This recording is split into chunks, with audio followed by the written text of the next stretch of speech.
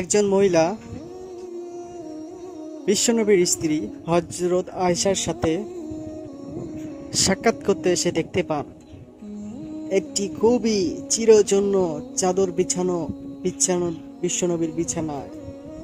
এই দৃশ্য দেখে মহিলাটি খুবই কষ্ট পেলেন। এই মহান খোদার শ্রেষ্ঠ পয়গম্বর এই ছিঁড়া পাটা চাদরে ঘুমাবে, এটা কিভাবে হতে পারে? তাই তিনি একটা নতুন চাদর হযরত আয়েশা রাদিয়াল্লাহু আনহুকে হাদিয়া দিলেন। নবীজির বিছানায় বিছানোর জন্য একটি চাদর হাদিয়া দিলেন। নবীজি ঘরে গিয়ে দেখতে পান একটি অনেক সুন্দর চাদর বিছানো তার বিছানায়। বিশ্বনবী বললেন, আয়েশা, এই চাদর পেয়েছো কোথায়? আয়েশা বলল, হুজুর, হাদিয়া পেয়েছি।